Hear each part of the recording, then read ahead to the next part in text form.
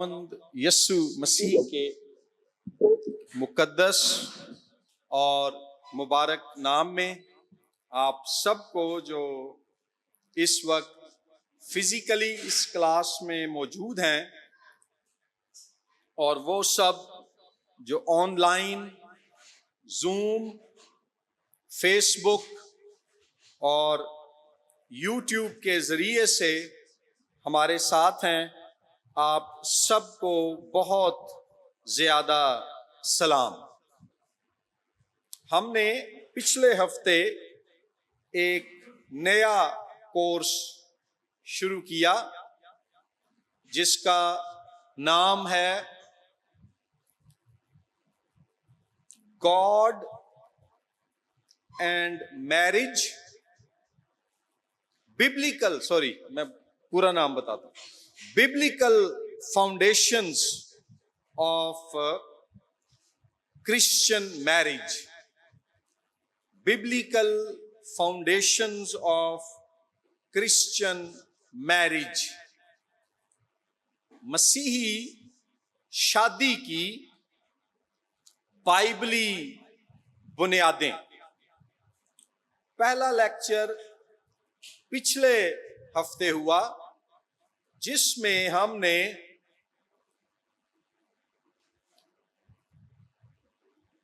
पैदाइश की किताब के बाब नंबर 1 से लेकर बाब नंबर 2 तक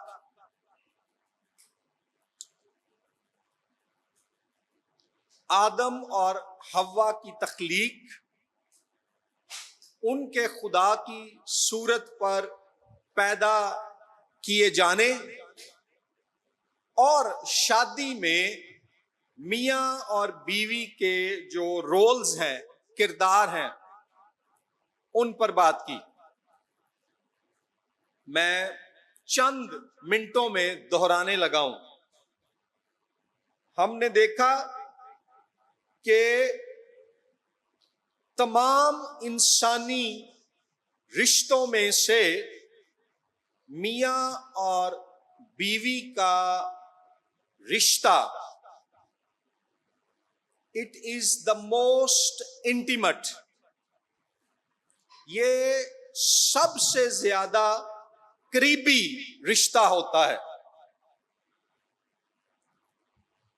जिस्मानी तौर पर इंसान उतना अपनी मां के करीब भी नहीं होता जितना वो अपनी बीवी के या बीवी अपने शौहर के करीब होती है। इस ताल्लुक से हमने देखा कि पैदाइश की किताब का बाब नंबर 1, बाब नंबर 2 और बाब नंबर 3, ये 3 अबवाब बुनियाद हैं बाइबल मुकद्दस में से शादी के बारे में सीखने के लिए। उसमें हमने इस बात को भी देखा कि जब खुदा ने तख्लीक का काम किया तो उस काम के नुक्ता अरूज के तौर पे, क्लाइमैक्स के तौर पे खालिक खुदा ने आदम को बनाया और उसके साथ उसकी बीवी हव्वा को बनाया और उन दोनों को उसने अपनी सूरत पर बनाया। यह हमारा पहला मरकजी नुक्ता था और हमने देखा कि सूरत पर, इलाही सूरत पर बनाए जाने से मुराद यह है कि खुदा ने आदम और हव्वा को, मर्द और औरत को इस जमीन पर अपने नुमाइंदे बनाकर मुकर्रर किया है कि वो जमीन पर हुकूमत करें, इसकी निगहबानी और देखभाल करें और इसको मामूरो महकूम करें। मामूर करने से मुराद है कि जब मर्द और औरत की शादी हो तो वो औलाद पैदा करें, और महकूम करने से मुराद है कि इस जमीन पर इंसान हुकूमत करे। और देख लें कितने बड़े बड़े जानवर हैं, परिंदे हैं, दीगर मखलूकात हैं, जैसे समंदर, पहाड़, फिजा। खुदा के बाद इंसान उन सब पर हुकूमत कर रहे हैं। सो खुदा की सूरत पर बनाए जाने से मुराद है कि जैसे कदीम मशर के करीब के बादशाह अपनी मूरत या मुजस्मा बनाकर उसे उन इलाकों में जहां पर उनका इख्तियार होता, उनकी बादशाही होती, जिन इलाकों को उन्होंने फतह किया होता, वहां पर अपनी नुमाइंदगी के लिए नस्ब करते। यहोवा खुदा ने जमीन को तख्लीक करके इंसान को, आदम और हवा को इसमें रखा कि ये उसकी नुमाइंदगी करेंगे और जो है खुदा की तरफ से जमीन पर इख्तियार और हुकूमत को कायम करेंगे। So being created in the image of God means to have a mandate of representative rule. उसके बाद हमने देखा कि आदम और हव्वा के इकट्ठे दोनों के खुदा की सूरत पर बनाए जाने के बाद अगला जो काम या अगला जो पॉइंट हमारे सामने था वो था खुदा ने औरत को मर्द के मददगार के तौर पर बनाया और शादी की हतमी जिम्मेदारी मर्द को सौंपी। मददगार से मुराद हमने देखा नौकर नहीं है, नौकरानी नहीं है, असिस्टेंट नहीं है, बल्कि ये एक ऐसा सपोर्टिव रोल है जिसमें औरत एजर का, मददगार का किरदार अदा करती है, क्योंकि वो अपने शौहर के साथ एक कवनेंट रिलेशनशिप, अहद के रिश्ते में है। खुदा जिसने इसराइल को रूहानी तौर पर अपनी बीवी कहा पुराने अहदनामे में, उसने कहा मैं इसराइल का एजर हूं, मददगार हूं, यानी मैं उस अहद की वजह से जो मैंने कौम इसराइल से बांधा है उसके साथ वफादार हूं और उसके साथ खड़ा रहूंगा। ऐसे ही औरत जब अपने शौहर के साथ शादी के अहद में दाखिल होती है तो वो उसकी मदद का, उसकी शराकत का, उसके साथ शराकत का और उसके साथ वफादारी का अहद करती है। और मर्द प्रोटेक्टर एंड प्रोवाइडर, मुहाफिज और मुहैया करने वाले का किरदार निभाता है। इसका यह मतलब नहीं है कि औरतें घर से बाहर जाकर जॉब नहीं कर सकती, लेकिन इसका यह मतलब जरूर है कि घर का माली इंतजाम चलाने की पहली जिम्मेदारी शौहर पर आती है, मर्द पर आती है। आज हमारे मुल्क में और हमारी कम्युनिटी में सब नहीं, लेकिन बहुत से मर्द ऐसे हैं जिनको अगर ये कहा जाए कि ए वेले ने, तो गलत नहीं होगा। ये मर्द होने का हकीकी हक अदा नहीं कर रहे। ये नाम के मर्द हैं, काम के नामर्द हैं, क्योंकि पासबानों को अक्सर ये सूरत हाल देखना पड़ती है कि जी शादी कर दी है बेटी की, लड़के की शादी कर दी है, एक दो बच्चे भी हो गए, काम नहीं करता। एक पाकिस्तानी क्रिश्चियन लीडर हैं, उनका कहना है नर्स इज पर्स, कि ज्यादातर सब मर्द ऐसे नहीं है, मैं दोबारा कह रहा हूं, लेकिन कई ऐसे होते हैं जिनको नर्स, टीचर या बैंकर बीवी मिल जाए तो वो सिर्फ मोटरसाइकिल पर उनको छोड़ के आते हैं और वापस लेके आते हैं, बाद में बच्चों को स्कूल छोड़ के आते हैं, वापस लेके आते हैं। ये अच्छा मर्दानगी वाला रवैया नहीं है। मर्द की जिम्मेदारी है कि वो अपनी बीवी और बच्चों के लिए मुहैया करे और उनकी हिफाजत करे, प्रोवाइडर एंड प्रोटेक्टर। और औरत की जो पहली जिम्मेदारी है वो है बतौर बीवी घर को संभाले और बतौर मां बच्चों की परवरिश की जिम्मेदारी ले। लेकिन इसका यह मतलब नहीं है कि अगर उनकी माली जरूरियात ज्यादा हैं और बीवी के पास वक्त भी दस्तयाब है तो वो बाहर जाकर काम ना करे। वो बाहर जाकर काम कर सकती है, लेकिन पहले अपने बच्चों की निगहदाश्त और परवरिश में अपनी जिम्मेदारी को पूरा करे। अब जब मैं कह रहा हूं कि औरत घर को और बच्चों को संभाले, तो इसका यह मतलब नहीं है कि मर्द ने घर आकर किसी शहर में हाथी नहीं लाना। अगर औरत घर को भी चला रही है और बाहर जॉब भी कर रही है और मर्द सिर्फ बाहर जॉब कर रहा है, तो डबल ड्यूटी किदी हुई? औरत की हो गई ना। तो ये तो लीडरी मर्द की तरफ से ये ठीक लीडरशिप नहीं है, क्योंकि लीडर सबसे ज्यादा काम खुद करता है।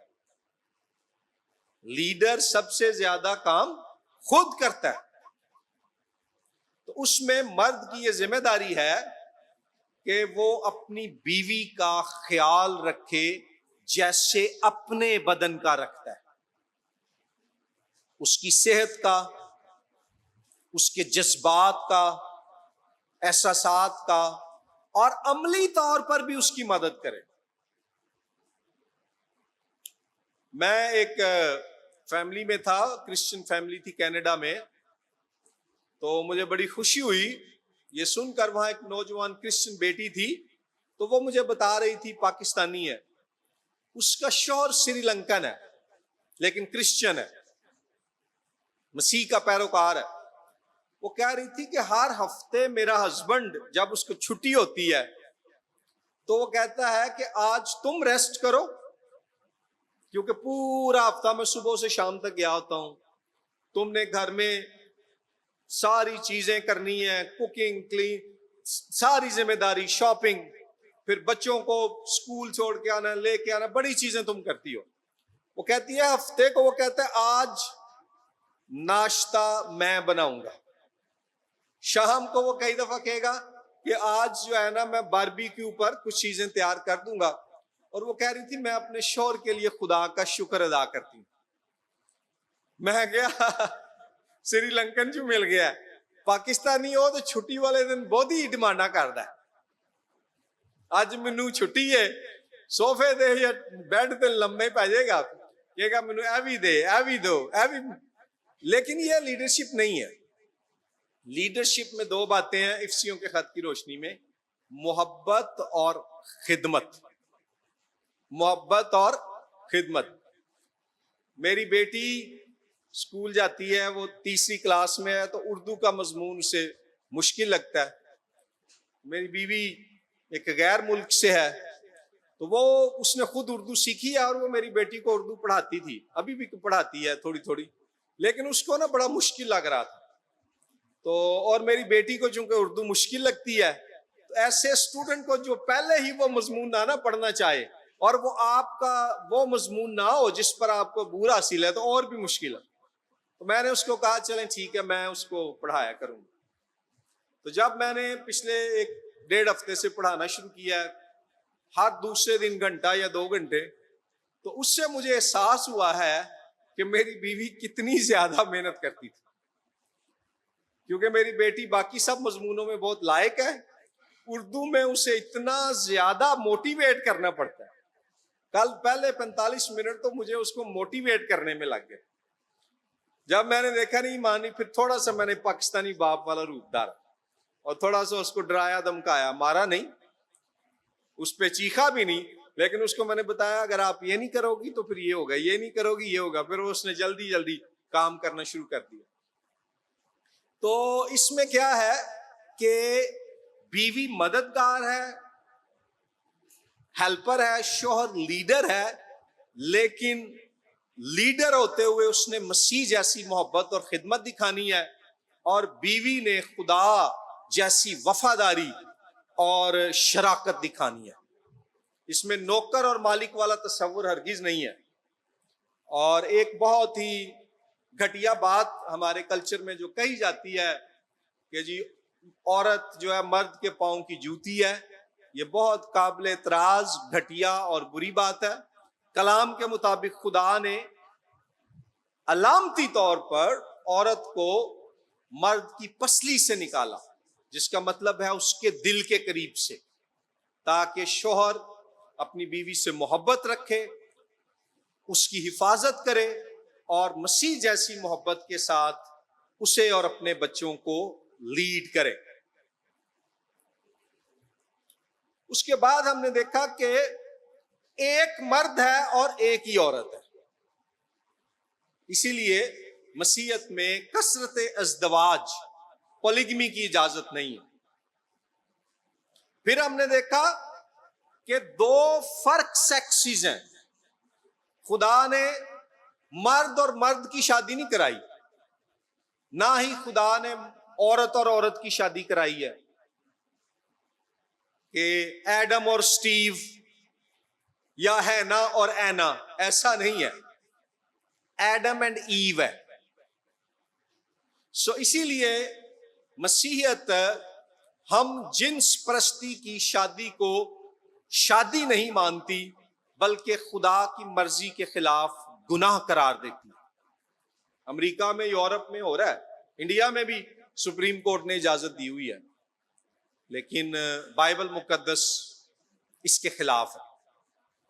सो 1 man 1 woman monogamous relationship, male and female heterosexual relationship, और लीडर हेल्पर रिलेशनशिप, लीडर की तरफ से लव एंड सर्विस, मोहब्बत और खिदमत, और हेल्पर की तरफ से फेथफुलनेस एंड सपोर्ट। यहां मैं एक बहुत सख्त बात करूंगा कि वो मर्द जो अपनी बीवियों पर हाथ उठाते हैं,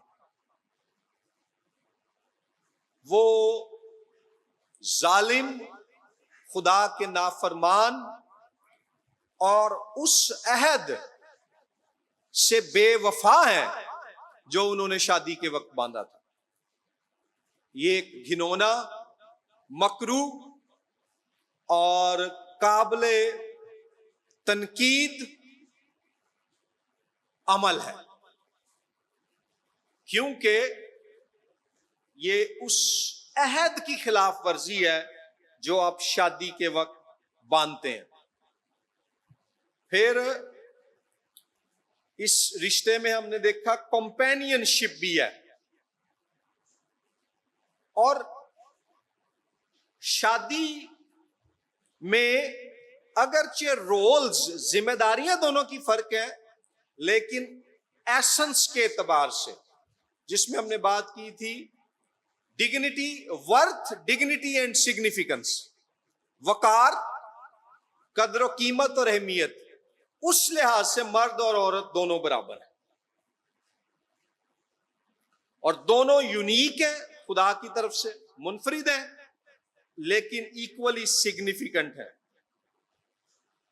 फिर हमने देखा कि औरत की जो सबऑर्डिनेशन है, कि मर्द लीडर है, औरत हेल्पर है, ये फंक्शनल है, ओंटोलॉजिकल नहीं है। यानी अमली तौर पर काम में, खानदान, जिंदगी, जो भी आपके मामलात हैं, उसमें मर्द लीड कर रहा है, औरत बच्चों के साथ उसको फॉलो कर रही है। लेकिन जो है जात और कदर कीमत के एतबार से औरत और बच्चे भी खुदा की नजर में उतने ही कीमती और प्यारे हैं जितना उस बीवी का शौहर और बच्चों का बाप यानी मर्द है। कई दफा मर्द इस बात को एक्सप्लॉइट करते हैं, इसका नाजायज फायदा उठाते हैं। रिसेंटली मैं एक और शहर में था, तो मुझसे किसी ने शेयर किया कि नौजवान लड़की थी, उसकी शादी हुई, 2 बच्चे हैं, उसका शौहर नशा करता है। अब वो लड़की घरों में काम करती है, दोनों बच्चों को भी पाल रही है, और वो हर चंद दिन बाद आकर उससे लड़ता है, उससे मारता है, उससे पैसे मांगता है। अब इस मर्द से बढ़कर कोई नामर्द दुनिया में नहीं। यानी कि वो उस मुकद्दस जिम्मेदारी को, जिसे शौहर कहा जाता है, सिर्फ पूरा नहीं कर रहा बल्कि उसे पामाल कर रहा है। और खुदा जरूर उसकी अदालत करेगा। और उस बच्ची की कहानी सुनकर मुझे बड़ा दुख हुआ और मेरे दिल में उसके लिए बड़ा तरस भी पैदा हुआ कि खुदावंद उस पर रहम करे। तीसरी जो बात थी जो आज हम कवर करेंगे वो थी fall of humanity and its negative consequences for both the man and the woman। इंसान का गुनाह में गिरना और मर्द और औरत के रिश्ते में उसके मनफी नताइज। मेरे साथ निकालें पैदाइश की किताब बाब नंबर 3 और उसकी पहली आयत से हम पढ़ेंगे। और सांप कुल दश्ती जानवरों से जिनको खुदावंद खुदा ने बनाया था चालाक था, और उसने औरत से कहा, क्या वाकई खुदा ने कहा है कि बाग के किसी दरख्त का फल तुम ना खाना?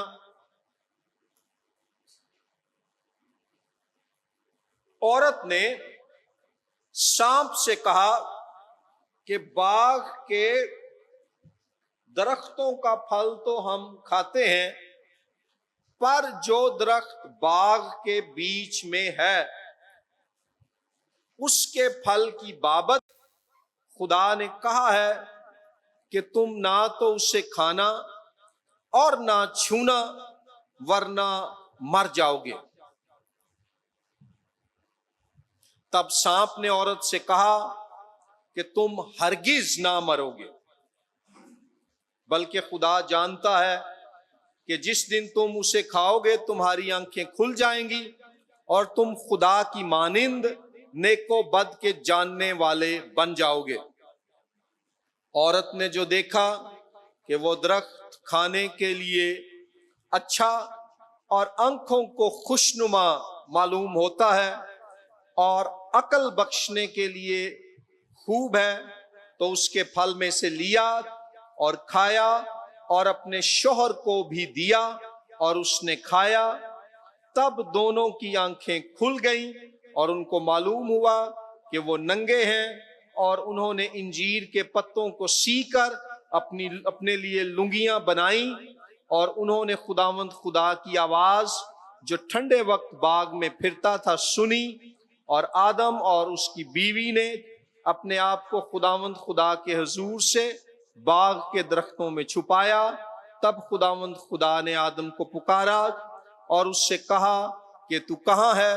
उसने कहा, मैंने बाग में तेरी आवाज सुनी और मैं डरा क्योंकि मैं नंगा था और मैंने अपने आप को छुपाया। उसने कहा, तुझे किसने बताया कि तू नंगा है? क्या तूने उस दरख्त का फल खाया जिसकी बाबत मैंने तुझको हुक्म दिया था कि उसे ना खाना? आदम ने कहा कि जिस औरत को तूने मेरे साथ किया है उसने मुझे उस दरख्त का फल दिया और मैंने खाया। तब खुदावंद खुदा ने औरत से कहा कि तूने ये क्या किया? औरत ने कहा कि सांप ने मुझको बहकाया तो मैंने खाया। आमीन। यहां पर हम देखते हैं कि जब फॉल, इंग्लिश में कहा जाता है द फॉल, FALL, जिसका उर्दू में मतलब है इंसान का गुनाह में गिरना, जवाले इंसान। एक और कदीम उर्दू इस्तिलाह है हबूते आदम। एक और इस्तिलाह है इंसान का गिरावट का शिकार होना। जब यह वाकया होता है, हव्वा और आदम दोनों खुदा की नाफरमानी करते हैं, तो इसके नतीजे में जो रोल्स, जिम्मेदारियां खुदा ने मर्द और औरत को दी थी वो मुकम्मल तौर पर उलट जाती हैं। इंग्लिश में हम कहते हैं कि there was a complete reversal of the roles assigned by God to the man and the woman as the result of the fall. गुनाह में गिरने के नतीजे में वो जिम्मेदारियां जो खुदा ने मर्द और औरत के सुपुर्द की वो मुकम्मल तौर पर उलट पुलट हो गई। मसलन खुदा हतमी तौर पर खुदा इंचार्ज था, उसके बाद मर्द को खुदा ने मुकर्रर किया, फिर औरत मर्द की मददगार है और उन दोनों ने मिलकर जमीन पर खुदा की तरफ से उसके नुमाइंदे होते हुए हुक्मरानी करनी है और इसे मामूर करना है, यानी औलाद पैदा करनी है। लेकिन ये मंसूबा अब रुकावट का शिकार हो जाता है। शैतान एक सांप की शक्ल में औरत के करीब पहुंचता है और औरत सांप की बातों के बहकावे में आकर खालिक खुदा की नाफरमानी और बगावत कर डालती है और उसका मर्द, उसका शौहर उसके साथ उस गुनाह में बराबर का शरीक हो जाता है। इस वजह से कुछ मर्द या इवन मुफस्सरीन ये कहते हैं कि औरत को बहकाना या फंसाना या इवन कई तो कहते हैं बेवकूफ बनाना मर्द की निस्बत ज्यादा आसान है। कलामे मुकद्दस में ऐसा कहीं नहीं लिखा। बाइबल मुकद्दस औरत और मर्द दोनों को गुनाह में बराबर का शरीक करार देती है।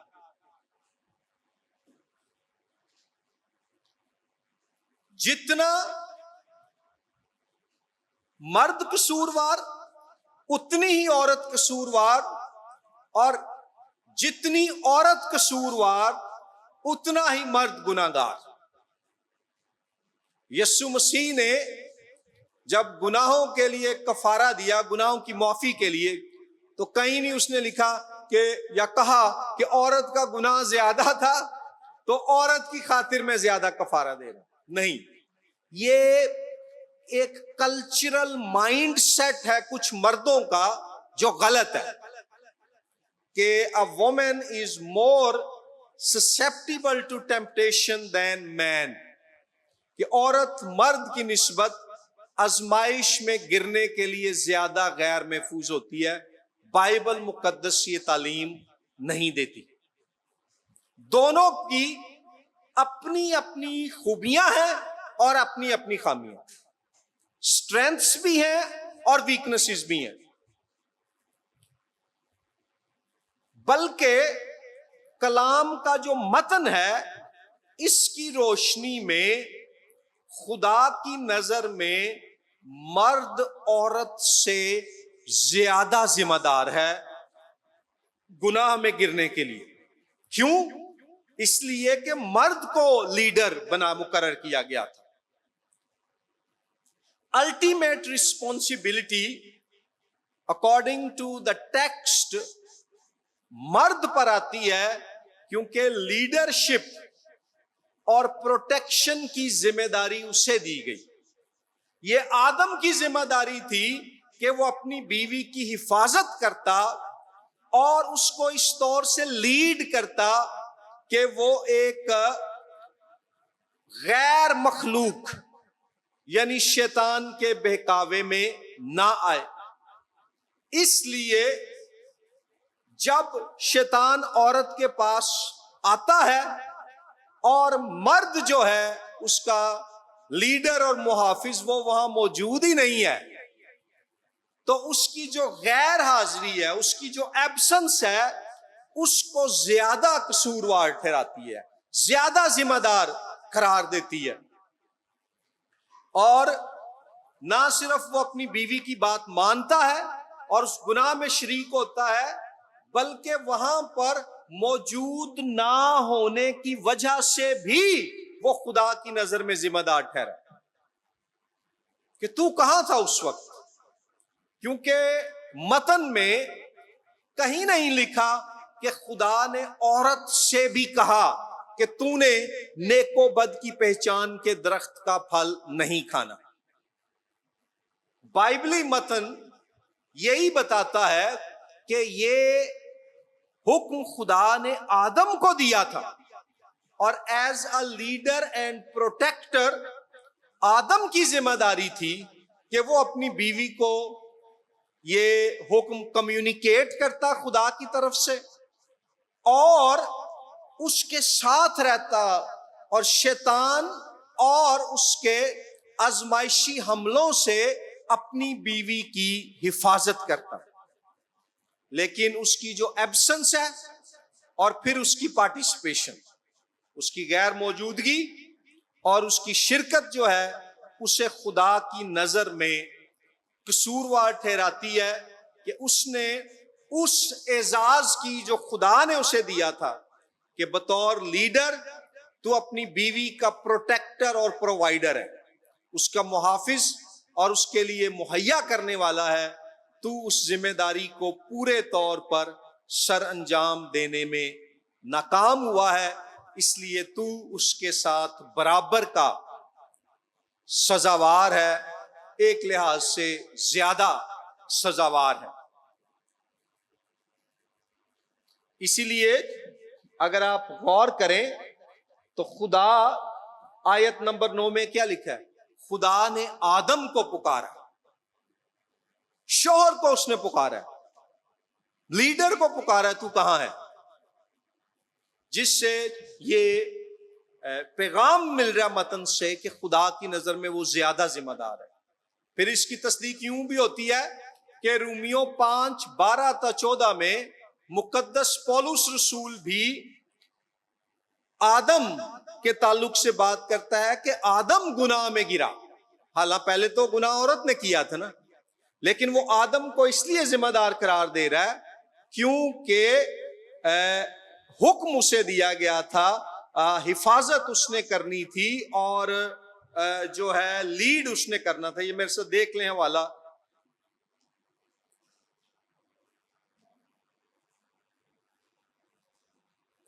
रोमियो 5वां बाब आयत 12 ता 14।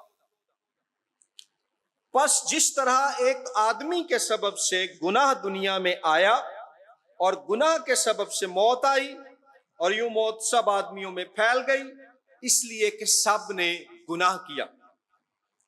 क्योंकि सो गौर करें, आदमी के सबब से गुनाह दुनिया में आया, क्योंकि आदमी अल्टीमेट रिस्पॉन्सिबिलिटी रखता था ना। क्योंकि शरीयत के दिए जाने तक दुनिया में गुनाह तो था, मगर जहां शरीयत नहीं वहां गुनाह महसूब नहीं होता। तो भी आदम से लेकर मूसा तक, फिर देख लें, आदम से लेकर मूसा तक मौत ने उन पर भी बादशाही की जिन्होंने उस आदम की नाफरमानी की तरह, जो आने वाले का मसील था, गुनाह ना किया था। So, Adam, man is more responsible. अब एंड पे वो ऑनलाइन क्लास चल रही है ना, फिर बीच में वो इंटरप्शन हो जाती है। या आप चलें सवाल पूछें, फिर मैं क्लास को बताऊंगा आपने क्या सवाल पूछा है। रेलेवेंट सवाल है तो पूछना है, मतलब इससे रेलेवेंट है। जी पूछें जरूर। सही कलाम में ये भी लिखा है कि जिस तरह एक औरत के स्वभाव से गुनाह दुनिया में आया और उसी के स्वभाव से निजात भी इस दुनिया में आई, इन खुदा ने जो हमें दी। तो ये है कि अगर औरत ने पहले गुनाह किया था तो इसी के बारे में ये भी लिखा है कि औरत के स्वभाव से गुनाह जो है इस दुनिया में आया और औरत के स्वभाव से ही निजात आई। जैसे लिखा है कि वो मेरा 3रा बाब है, उसकी मुझे वाला भी याद नहीं आ रहा ऐसे, बरकफ ये है कि औरत के सबब से गुनाह दुनिया में, इसी की सबब से निजात आई है। इससे क्या मुराद है? ये अच्छा पॉइंट भाई ने रेज किया है, और इनकी जो बात है वो जो बात मैं कर रहा हूं उसी की तायद कर रही है कि कई दफा जो लोग औरत को ज्यादा कसूरवार ठहराते हैं गुनाह में गिरने के लिए, उनके लिए यह भी एक पॉइंट है कि अगर दुनिया में गुनाह औरत के वसीले से आया तो गुनाह से नजात देने वाला नजात दहिंदा यस्सु मसीह भी औरत यानी मुकद्दसा मरियम के वसीले ही से आया। सो एक इस एंगल से भी हम देख सकते हैं जो आपने बयान किया। दूसरा यह भी कि पैदाइश की किताब में खुदा आदम को हतमी जिम्मेदार ठहरा रहा है, और रोमियो 5वें बाब में पौलुस रसूल भी आदम को गुनाह का जिम्मेदार ठहरा रहा है। अगरचे पासमानी खतूत में एक हवाला जरूर मौजूद है जिसमें पौलुस रसूल फरमाता है कि औरत पहले गुनाह में गिरी। अच्छा, अब एक और बात यहां हम करते जाएं। कलीसियाई तारीख में कुछ ऐसे मुफस्सरीन हो गुजरे हैं, छोटी सी तादाद है, जो कहते हैं कि यहां जो लिखा है ना कि फल खाया, पहले तो लोग पूछते हैं जी सांप आया तो क्या ये सांप जो है शैतान सांप में से होकर बोला या शैतान सांप की शक्ल में आया। ज्यादातर जो मुस्तनिद तफसीर हैं वो ये कहती हैं कि शैतान सांप की शक्ल में औरत से हवा से बात करने आया। उसमें ये माइनॉरिटी, बहुत ही माइनॉरिटी व्यू है, लेकिन मैं चूंकि हम एक इल्मी डिस्कशन कर रहे हैं, डॉक्टर मुनव्वर साहब मुझे बुलाते हैं हर मंगल को, तो मैं उसको चाहता हूं कि ऐसी बातें भी डिस्कस करूं जो आमतौर पे शायद आपने ना सुनी हो। एक तफसीर ये भी रही है कि जी ये दरअसल जिस फल का जिक्र है ना कि औरत ने फल खाया, वो ये है कि शैतान और औरत ने आपस में हम बिस्तरी की, यानी शैतान ने सांप की शक्ल में औरत से जिनसी मुबाशरत की। यह तफसीर या ख्याल बिल्कुल गलत है।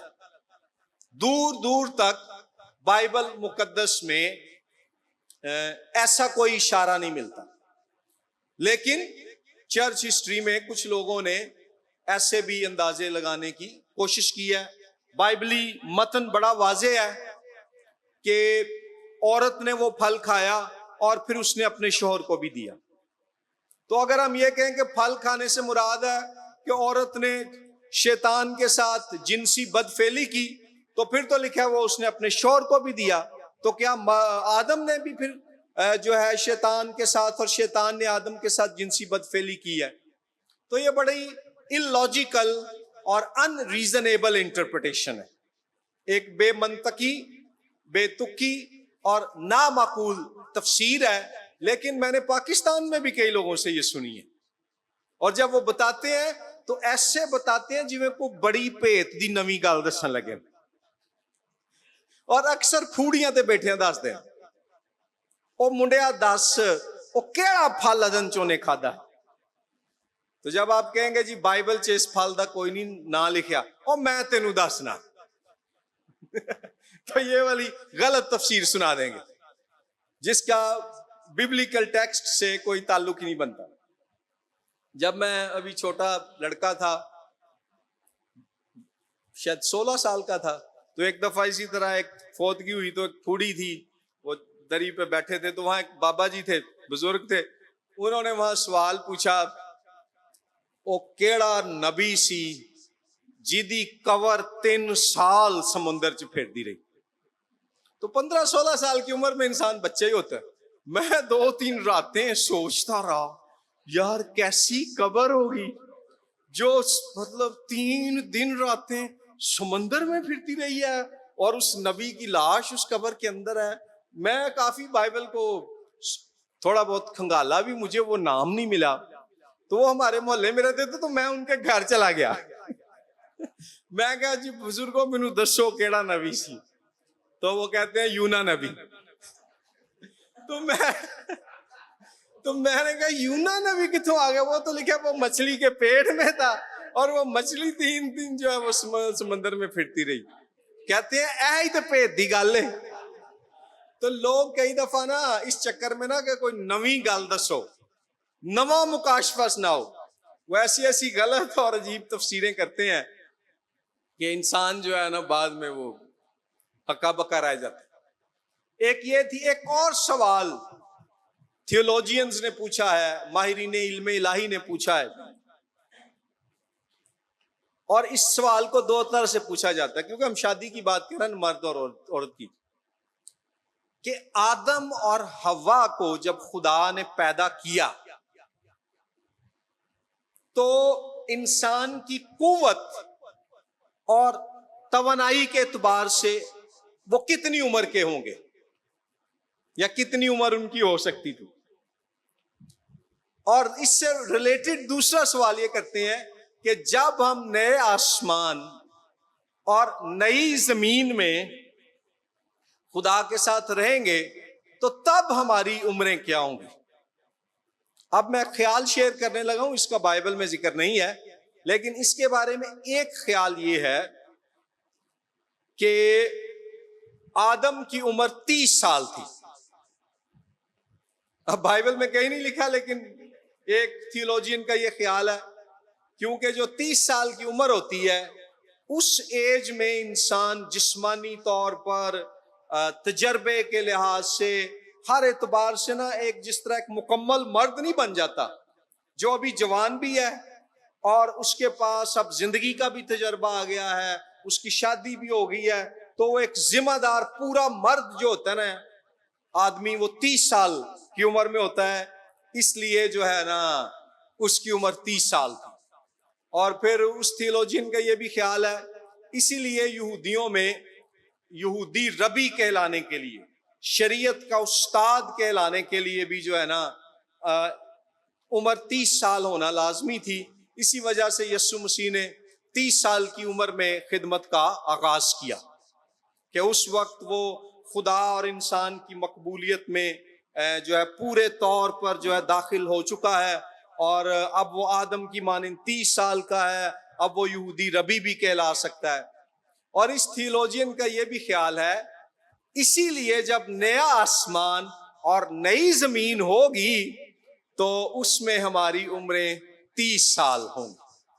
हम हमेशा के लिए जिंदा रहेंगे, लेकिन हमेशा हमेशा के लिए हमारे अंदर 30 साल वाली उम्र की जो है ना एनर्जी होगी, स्टेमिना होगा, स्ट्रेंथ होगी। बाइबल मुकद्दस में ये कहीं नहीं लिखा, इसलिए ये एक ख्याल है जो मैंने मुनासिब जाना कि मैं आपसे शेयर कर दूं। लेकिन चूंकि आदम पहले बनाया गया था और हव्वा बाद में बनाई गई, तो वो उम्र में उससे छोटी थी। एक और बात भी लोग पूछते हैं जब हम बात कर रहे हैं बाग एदन की और फिर नए आसमान और नई जमीन की, तो वो कहते हैं जी कि क्या आने वाला जो जहान होगा उसमें भी मियां और बीवी इसी तरह शौहर के तौर पे रहेंगे? तो उसका जवाब यीशु मसीह ने अनाजील में दिया है कि जो नया आसमान और नई जमीन होगी उसमें जो है शौहर और बीवी वाला जो जिस्मानी ताल्लुक है या ये रिश्ता खत्म हो जाएगा, क्योंकि तब जो है सब फरिश्तों की मानिंद होंगे। और उस वक्त ये होगा कि खुदा जो है अपनी हजूरी से ही हमें ऐसी लज्जत, खुशी, शादमानी, तसल्ली, फरहत और आसूदगी बख्श देगा कि वो आपको इस दुनिया में रहते हुए बेस्ट सेक्सुअल इंटरकोर्स से भी नहीं मिल सकती। जमीन पर शादी का एक मकसद, कई मकासदों में से एक है कि शौहर और बीवी जिनसी तौर पर एक दूसरे से लुत्फ अंदोज हों, जिनसी मुबाशरत के जरिए से शादी के बंधन में रहते हुए। लेकिन नए आसमान और नई जमीन में इस रिश्ते की जरूरत नहीं रहेगी। इस ताल्लुक से आप हवाला देखना चाहते हैं तो ये मत्ती की इंजील बाब नंबर 22 और आयत नंबर जो है वो हम पढ़ते हैं 27 ता 30।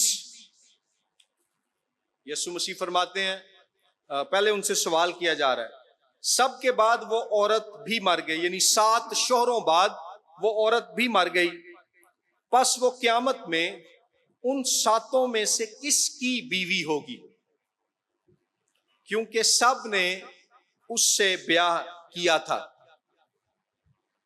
यीशु ने जवाब में उनसे कहा कि तुम गुमराह हो, इसलिए कि ना किताब मुकद्दस को जानते हो ना खुदा की कुदरत को, क्योंकि क़यामत में ब्याह शादी ना होगी, बल्कि लोग आसमान पर फरिश्तों की मानिंद होंगे। यीशु मसीह बता रहे हैं कि इंसान फरिश्तों की मानिंद होंगे। खुदा की हजूरी की लज्जत, खुशी, शादमानी और आसूदगी की वजह से इंसान के अंदर जिनसी ख्वाहिश की जरूरत ही नहीं रहेगी। तो ये सवाल भी, सो हमने उम्रों का सवाल देखा, हमने शादी का सवाल देखा, और ये देखा कि क्या औरत ज्यादा जिम्मेदार थी या मर्द, दोनों बराबर के कसूरवार हैं गुनाह में, लेकिन खुदा ने लीडर होने की वजह से मर्द को ज्यादा जिम्मेदार ठहराया। औरत, मर्द और जो सांप है, उन तीनों को खुदा सजा देता है। इससे पहले कि हम उन तीनों सजाओं को डिस्कस करें, ओवरऑल मर्द और औरत के रिश्ते और बनीनो इंसान पर इस सरकशी का, गुनाह में गिरने का जो नतीजा निकला, मैं उसको थोड़ा सा लार्जर ब्रॉडर कॉन्टेक्स्ट में बयान करना चाहता हूं। आदम और हव्वा के गुनाह में गिरने के नतीजे में 4 पहलुओं से, फ्रॉम 4 एंगल्स, जो रिलेशनशिप्स थे, ताल्लुकात, रिश्ते, वो खराबी और गिरावट का शिकार हुए। नंबर 1, इंसान, जिससे मेरी मुराद है मर्द और औरत दोनों, इंसान और खुदा के रिश्ते में जुदाई आई। इंसान और खुदा के रिश्ते में जुदाई आई। मसलन पैदाइश 3:8 में लिखा है कि उन्होंने खुदावंद खुदा की आवाज जो ठंडे वक्त बाग में फिरता था सुनी। सो वो खुदा जिसके साथ आदम और हव्वा सुबह के वक्त और शाम के वक्त, यानी ठंडे वक्त, बाग की सैर किया करते थे, बाग में वॉक किया करते थे। जब हम किसी के साथ वॉक कर रहे हैं ना, तो ये चीज फ्रेंडशिप को और क्लोजनेस को जाहिर करती है, दोस्ती और नजदीकी इससे जाहिर होती है। अब वही खुदावंद है, लेकिन होता क्या है, आदम और उसकी बीवी ने अपने आप को खुदावंद खुदा के हजूर से बाग के दरख्तों में छुपाया। अब फ्रेंडशिप और क्लोजनेस नहीं है, वो इकट्ठे वॉक नहीं कर रहे, बल्कि खुदा बाग में एक जगह है और आदम और हव्वा दूसरी जगह खुद को बाग के दरख्तों में छुपाए हुए। फासला आ गया, डिस्टेंस, दूरी आ गई, एलियनेशन, जुदाई आ गई, सेपरेशन। सो नंबर 1 है, इंसान और खुदा का रिश्ता आपस में टूट गया। नंबर 2, इंसान का अपनी जात से, अपने बातन से जो ताल्लुक है, वो भी खराबी और बिगाड़ का शिकार हुआ। नंबर 1, इंसान का खुदा के साथ रिश्ता टूटा। नंबर 2 है, इंसान का अपनी जात से, अपने बातन से, अपने मन से जो ताल्लुक है, वो भी बिगाड़ का शिकार हुआ। मैं ये बात क्यों कह रहा हूं? बाइबली मतन पर गौर करें। आयत नंबर 9 में लिखा है, तब खुदावंद खुदा ने आदम को पुकारा और उससे कहा कि तू कहां है? उसने, यानी आदम ने कहा, मैंने बाग में तेरी आवाज सुनी और मैं डरा। फियर, खौफ, डर, ये उसके बातिन में दाखिल हो गया। इससे पहले फियर नहीं था, फेलोशिप थी, खुदा के साथ रफाकत थी, खुदा का खौफ नहीं था। एक होता है हेल्दी फियर ऑफ गॉड, खुदा का सेहतमंदाना डर, जिससे मुराद है respect and reverence for God, खुदा के लिए एहतराम और अकीदत। दूसरा है अनहेल्थी फियर ऑफ गॉड, खुदा का गैर सेहतमंदाना डर, जिसमें इंसान खुदा को एक जाबर हुक्मरान के तौर पे सोचता है, जो आसमान पे बैठा मेरे एक एक काम को देख रहा है और मेरी गलतियों को पकड़ना चाहता है और मुझे सजा देना चाहता है। खुदा ऐसा, बाइबल का खुदा ऐसा नहीं है। वो तो एक पुरफजल बाप और शफीक, मेहरबान, खालिक और नजात दहिंदा है। सो खुदा के साथ फेलोशिप की बजाय जो पहले थी, अब खुदा का फियर आ गया है। रफाकत की बजाय डर आ गया, खौफ आ गया। खौफ के साथ साथ शर्मिंदगी, शेम भी उसके अंदर आ गई है। बेइज्जती का एहसास, पंजाबी जिन्होंने ਅਸੀਂ कहने हैं बिजती। कोरियन जो लोग हैं ना, उनकी जो जुबान है ना, उसमें जो हमारी उर्दू में है ना जाल, अलफ बे जिन्हें हरूफ थज्जी कहते हैं, तो एक जाल है और उर्दू में एक जे भी है। दो हरूफ हैं उर्दू के ना जो ज की आवाज निकालते हैं। ऐसे ही इंग्लिश में जेड है, आजकल तो बच्चे जी कहते हैं। कोरियन लोगों की जो जुबान है ना, उसमें जी या जाल या जे की आवाज नहीं है, और ना ही उनकी जुबान में वी की आवाज है, जिसको हम वाव कहते हैं। तो फैसलाबाद की बात है, मैंने चूंकि बिस्ती की या बेइज्जती की बात की, तो वो एक कोरियन मिशनरी था और उसकी बीवी, तो उन्होंने एक पाकिस्तानी फैमिली को कहना था कि आज शाम हम आपके घर आएंगे और आपको विजिट करेंगे। तो उन्होंने कहा आज शाम हम आपके घर आएंगे और आपको विजिट करेंगे। हम आपको आज शाम आपके घर आएंगे और आपको विजिट करेंगे। वो फैमिली तो बड़ी परेशान हो गई यार, एक ही कैंड है। वो थोड़ा बहुत बाद में पता चला ये नहीं कह रहे कि विजिट करांगे, वो कह रहे हैं कि विजिट करांगे। फिर उन्होंने थोड़ा सा उन्होंने ठीक हुआ। तो उसमें अब क्या है, लिखा है कि उसने कहा मैं नंगा था और मैंने अपने आप को छुपाया।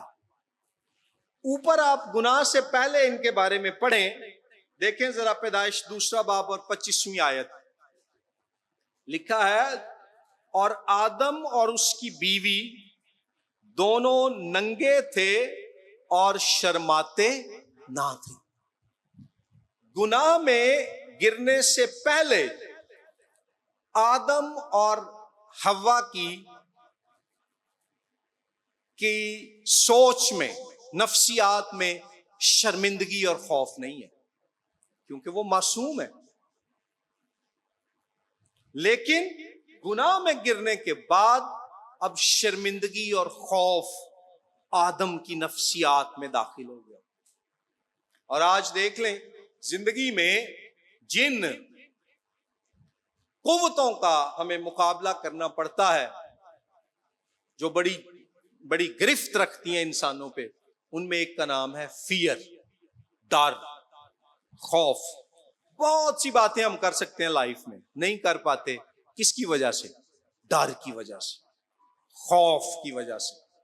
सो इंसान के अंदर एहसास से खौफ आया, एहसास से नदामत आया, यानी कि उसके अंदर जो है ये जो इंफीरियोरिटी कॉम्प्लेक्स होता है, एहसास कमतरी, सेंस ऑफ इनसिक्योरिटी, एहसास अदम तहफ्फुज, ये जितने भी साइकोलॉजिकल और इमोशनल इश्यूज इंसानों को पेश आते हैं, ये उसके गुनाह के नतीजे में उसकी जात का हिस्सा बने। और जब मैं इंसान कहता हूं तो इसमें मर्द और औरत दोनों शामिल हैं। यहां पर चूंकि हमने नंगेपन का जिक्र किया, मैं एक और सवाल का जवाब देता जाऊं। कई लोग पूछते हैं जी ऐसा क्यों था कि आदम और हव्वा दोनों नंगे थे और शर्माते ना थे? क्यों ये लिखा है बाइबल में और ऐसा क्यों था? उसकी बड़ी सादा और आसान रीजन है, क्योंकि वो दोनों उस वक्त बेगुनाही की हालत में शादी के मुकद्दस रिश्ते में थे। और चूंकि उन्होंने गुनाह नहीं किया था, इसलिए एक दूसरे के साथ उनके रिश्ते में 3 बातें थी: transparency, intimacy and innocence. Transparency, शफाफियत, उनका जाहिर और बातिन एक दूसरे के सामने खुली किताब की मानिंद था, शफाफ थे। नंबर 2, इंटीमेसी, कुर्बत, शौहर और बीवी का एक दूसरे के साथ बरहना होना रिश्ते में इंटीमेसी को, कुर्बत को भी जाहिर करता है। और नंबर 3 था इनोसेंस, मासूमियत, जिसको हम पाकीज़गी भी कह सकते हैं। जैसे छोटे बच्चे मासूम होते हैं ना, चाहे लड़के हों लड़कियां, वो नंगे फिरते रहे तो उन्हें एहसास ही नहीं होता कि हम नंगे हैं। क्यों? क्योंकि उनकी सोच में ट्रांसपेरेंसी है, इनोसेंस है, उनकी सोच में शफाफियत है, उनकी सोच में मासूमियत है। और उनकी शादियां तो नहीं हुई, लेकिन उनकी अपनी अम्मी या अपने अब्बू के साथ, अपनी फैमिली के साथ इंटीमेसी है। और उस इंटीमेसी में, उस कुर्बत में वो इतना सिक्योर फील करते हैं कि वो नंगे ही भागते फिरते हैं। यही इंटीमेसी, इनोसेंस और ट्रांसपेरेंसी कई गुना हायर और डीपर लेवल पर आदम और हवा के अंदर थी। और शौहर और बीवी के रिश्ते में होते हुए वो एक दूसरे के साथ बरहना थे, मगर शर्माते ना थे। खुदा के साथ भी वो बरहनगी की हालत में वॉक करते थे, मगर शर्माते ना थे। क्योंकि गुनाह ना होने की वजह से शर्मिंदगी, खौफ और नदामत, बेइज्जती, इनसिक्योरिटी, इन चीजों का एहसास उनके अंदर नहीं था। क्यों इंसान आज किसी और के सामने बरहना होना पसंद नहीं करता? क्योंकि उसकी बॉडी, उसकी इज्जत, उसका ऑनर उसकी बॉडी में है ना। और अगर किसी गैर के सामने वो बदन बरहना, बेनकाब या बेपर्दा होता है तो इंसान की इज्जत चली जाती है। लेकिन ऐसा क्यों है? क्योंकि हम में और तमाम इंसानों में गुनाह है। उस गुनाह के सबब से खौफ, शर्मिंदगी और नदामत है, इनसिक्योरिटी है। और फिर टेम्पटेशन, इंक्लिनेशन टूवर्ड्स टेम्पटेशन, आजमाइश की तरफ रुझान है। इसलिए आज हम ऐसा नहीं करते। लेकिन मैरिज रिलेशनशिप इसीलिए है कि मर्द और औरत दोनों मिलकर, शख्सी तौर पर और दोनों इकट्ठे, इज्तिमाई तौर पर खौफ, नदामत और ऐसे एहसासात पर काबू पाएं। और जब लिखा है ना कि वो दोनों एक तन होंगे, ये जो है पैदाइश की किताब के बाब नंबर 2 की आयत नंबर 24 में, मर्द अपने माँ बाप को छोड़ेगा और अपनी बीवी से मिला रहेगा और वो एक तन होंगे। तो इससे मुराद है जिस्मानी तौर पर यानी जिनसी मुबाशरत, जज्बाती तौर पर यानी कि बाहमी हमआहंगी, और अमली तौर पर यानी कि अपने घर को चलाने के जो मामलात हैं, माली मामलात हैं, खरीदो फरोख्त के मामलात हैं, बच्चों की परवरिश के मामलात हैं, बिजली का मीटर का मामला है, दरवाजा टूट गया उसको ठीक कराना, यानी जो उनकी प्रैक्टिकल लाइफ है उसमें भी वो एक होंगे। और नंबर 4 जो बड़ी अहम बात है, जिन्हों रिश्ता कर दें ज्यादातर मसीही वालदैन भी नहीं वेंदे, वो है रूहानी तौर पर वो एक होंगे। यानी दोनों नजात याफ्ता होंगे, नए सिरे से पैदा हुए होंगे। तो ये जो एक तन है, physical oneness, emotional oneness, practical oneness और स्पिरिचुअल वननेस, जिस्मानी, जज्बाती, अमली और रूहानी, चारों तरह से उनमें यगानगत होगी, यगानगी होगी, हमआंगी होगी। अब इसका यह मतलब नहीं है कि वो कभी एक दूसरे से इख्तलाफ ही नहीं करेंगे। इसका मतलब यह है कि जहां कहीं डिफरेंस ऑफ ओपिनियन, इख्तलाफ उनके आपस में आएगा, वो मिलकर उसको हल कर लेंगे, मगर एक दूसरे से जुदा अलग नहीं होंगे, एक दूसरे से बेवफाई नहीं करेंगे, एक दूसरे से लड़ेंगे नहीं, एक दूसरे को धोखा नहीं देंगे, एक दूसरे को छोड़ नहीं देंगे जब तक मौत ना आ जाए। लेकिन अभी यहां क्या हो रहा है कि जैसे ही उन्होंने गुनाह किया है, अगला नतीजा हम देखेंगे, उनके मियां बीवी के आपस में भी अब फासला आना शुरू हुआ है। उसमें पहला इंसान और खुदा का रिश्ता खराब हुआ। नंबर 2, इंसान की अपनी जात से उसका रिश्ता खराब हुआ। नंबर 3, आयत 11 में देखें, खुदा उससे कहता है, तुझे किसने बताया कि तू नंगा है? क्या तूने उस दरख्त का फल खाया जिसकी बाबत मैंने तुझको हुक्म दिया था कि उसे ना खाना? खुदा तो आलिम कुल है, उसे मालूम है कि इसने फल खा लिया, लेकिन खुदा उससे तस्दीक करवाना चाह रहा है। अब आदम जी दा जरा को जवाब देखो। आदम ने कहा, जिस औरत को तूने मेरे साथ किया उसने मुझे उस दरख्त का फल दिया और मैंने खाया। तीसरा जो रिश्ता खराब हुआ है, ताल्लुक बिगड़ा है, वो है मर्द और औरत का ताल्लुक, या इंसान का इंसान के साथ ताल्लुक खराब हुआ है। आदम ने फौरन अपनी बीवी ते इल्जाम लाया, मैं तो मासूम बच्चा हूं, मैनू तो कि गल दा पता ही नहीं, लीडर भी तू ही बना छड़िया है। वो तो जिवें मां नहीं बच्चे नूं सिरीलैक पिलांदी, इंज ही उहने मैनू आके फल खवा दिता ते मैं खा लिया ते मैनू पता चलिया मैं तो नंगा वा।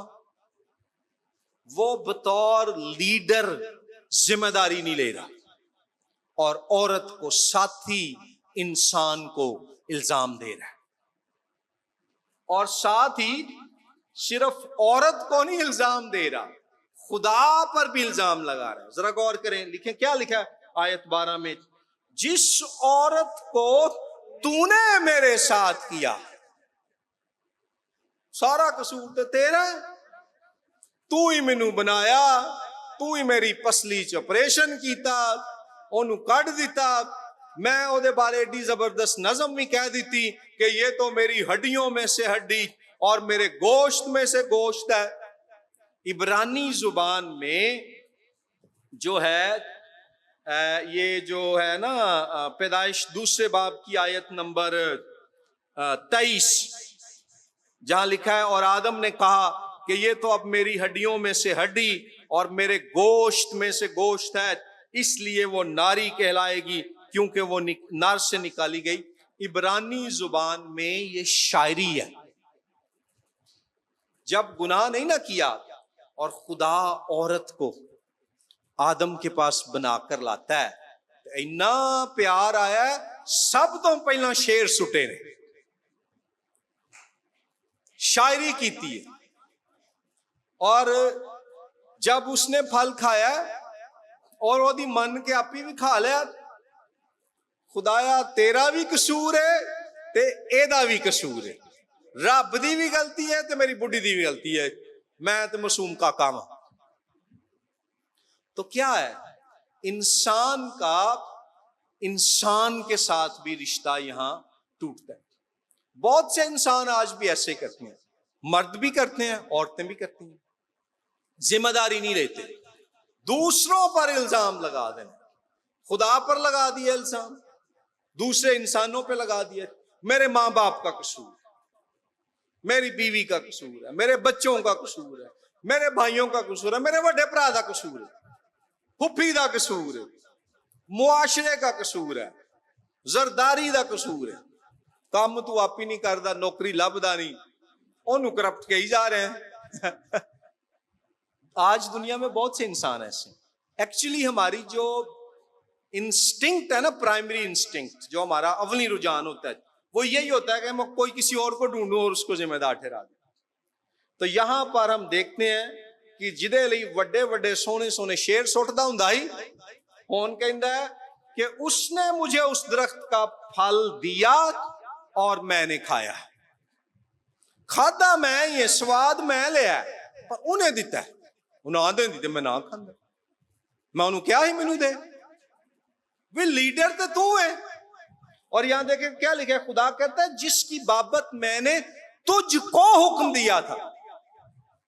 खुदा ये नहीं कह रहा कि तुझे और हवा को हुक्म दिया था, खुदा कह रहा तेनू हुक्म दिता सी नहीं खाना, उन्हें जे खा लिया, तू उन्होंने समझांदा या मना करदा या डांटदा, तू ਉਹਦੇ ਨਾਲ रल गया तो बाद च इल्जाम भी ਉਹਦੇ ते ला रहे हैं। अगर आज कई मर्द ऐसा करते हैं अपनी बीवियों के ताल्लुक से आज भी, तो वो कोई नया काम नहीं कर रहे ये शुरू तो ही बंदा इंजी कर रहा है, लेकिन ये हकीकी मर्दानगी नहीं है। हकीकी मर्द जिम्मेदारी लेता है, ही टेक्स रिस्पॉन्सिबिलिटी। मैं जब अच्छा नहीं लगता बंदा अपनी मिसाल दे, लेकिन चलें दे देते हैं वो मेरे रहते हैं ससुराल अमेरिका में, तो शुरू में जब हम हर साल अमेरिका जाते हैं, वो गोरे हैं, गोरों के पास पैसा भी ज्यादा होता है, घर भी बड़े होते हैं, और पाकिस्तानियों के अंदर ही होंगे ना, मैं जिन्ना भी लला इन्हों को लला। तो मैं अपने ससुराल में जाके पहले साल ठहरा, हालांकि 2-2.5 महीने ठहरना था, दूसरे साल ठहरा। जब हमारे बच्चे हुए ना, तो मैंने एंजेलिना से कहा, मैंने कहा नहीं, मैं नहीं ठहरना चाहता। इसलिए नहीं कि उन्होंने अनवेलकम किया, मैंने कहा हम हफ्ते 2 के लिए तो आके बतौर मेहमान ठहर लें, ये 2.5 महीने वाला कौन सा मेहमान होता है। तो फिर हम कुछ सालों से हर साल अमेरिका जाते हैं, तो किराए पे हम अपने मेरी वाइफ के पेरेंट्स के घर के करीब ही हमने एक फ्लैट हम किराए पे ले लेते हैं, तो 2-2.5 महीने वहां रहते हैं, उनके करीब ही 15 मिनट 20 मिनट के फासले पे। वो हफ्ते में 2-3 दिन वो हमारे घर आते हैं, हम उनके घर जाते हैं, और वापिस आने से पहले कोई जो एक वीकेंड होता है, खास तौर पर बच्चों को अपनी नानी नाना का बड़ा होता है, तो फिर हम उनके पास रहते हैं तो 3-4 दिन। लेकिन मैंने उसको कहा, मैंने कहा नहीं, ये मुझे नहीं एक्सेप्टेबल। तो यहां तो कई हैं वो सारी उम्र घर जो आई बन के रह रहे हैं जनाब, सोहरियां दा खा रहे हैं, लेकिन हकीकी मर्द खुद मेहनत करता है, कमाता है, जिम्मेदारी दिखाता है। हाँ, अगर बामी रजामंदी से आपके पेरेंट्स आपकी हेल्प कर दें, पेरेंट्स इन लॉ कर दें, वो एक फर्क बात होती है। एक दफा हमें पैसों की जरूरत थी, मेरी बीवी ने कहा मैं अपने पेरेंट्स से बात करती हूँ। मैंने उसको कहा तू उन्हां नाल गल कर सकनी है तो कर ले, मैं नहीं करनी, नंबर 1। नंबर 2, गिफ्ट नहीं लेना, लोन लेना है। लोन तो हमने उनसे लोन लिया, फिर वापस किया। तो इसमें जिम्मेदारी लेना बड़ा जरूरी है। यहां आदम क्या कर रहा है हवा के साथ, वो जिम्मेदारी नहीं ले रहा। फिक्र ना करो कि हवा दी भी बारी आने लगी, ठीक है। उसके बाद क्या लिखा है, मैं बात कर रहा हूं ना इल्जाम लगाने की, दूसरे इंसानों और मखलूकात के साथ जब रिश्ता खराब होता है। क्या हुआ है जरा देखें। तब खुदावंद खुदा ने औरत से कहा, बीबी तू एक ही कीता है, तूने ये क्या किया। औरत ने कहा कि सांप ने मुझको बहकाया, मैं तो एडी मासूम हाँ, नेक पाक, मैं तो कोई गलत नहीं कर दी, वो तूने आके मैनू क्या तो मैंने खाया मुझे ननिया सफीरा की कहानी याद आ रही है, जैसे उन्होंने एका किया था ना, इन्होंने भी एका किया फर्क अंदाज में। कैसे? आदम साहब खुदा पर इल्जाम लगा रहे, तूने इस औरत को मुझे दिया। हवा साहबा शाम पर इल्जाम लगा रही है, लेकिन दोनों जिम्मेदारी नहीं कबूल कर। तो गुनाह का जो तीसरा नतीजा जो नस्ल इंसानी में और मर्द और औरत के रिश्ते में जाहिर होता है, वो है इल्जाम तराशी। दूसरों पर इल्जाम लगाना, खुदा पर, शैतान पर, बीवी पर, शौहर पर, मां बाप पर, हुकूमत पर, सारे खराब ने, बस मैं ही ठीक। मैं ऐसे मर्दों से भी मिला हूं। मेरे एक जानने वाले हैं, उस बंदे को बह जो अमरीका दा, पाकिस्तान दा, दुनिया दा जिन्ना भी मसले ने ना, उन्हां सारे दा हल होद कोवे ते बाथरूम इस्तेमाल करो तो घर च कुंडी नहीं लगी। ਉਹ मैं कहना यार ये भी ना एक अजूबा ही खुदा ने पैदा कर छड़िया। भी जेड़ा बंदा अपने घर के दरवाजे ते कुंडी नहीं ला सकता, उन्हें जनाब रूस ते यूक्रेन की जंग का मसला हल करना है। ऐसे शहजादे शहजादियां दुनिया में। मुझे एक औरत ने कहा, पादी साहब मदद करो, असी अपने मुंडे नूं ना डॉक्टर बना रहे हैं, डॉक्टर बना रहे हैं। मैं बड़ा समझाया, मैंने कहा नहीं। मैंने कहा ਉਹਦਾ रिजल्ट ਤੇ ਵਿਖਾਓ, ਉਹਦੀ ਬਾਇਓਲੋਜੀ ਚੋਂ ਕੰਪਾਰਟ आई हुई सी। मतलब और जेड़े मजमून च सब तो बहुत नंबर लैने ने ਉਹਦੇ ਚੋਂ ਦੀ सप्ली आई हुई। मैं क्या बाजी ये डॉक्टर नहीं, ये डॉक्टरां दा डॉक्टर बनेगा। ठीक है, तो ये औरत ने क्या किया, शैतान पर इल्जाम लगा दिया।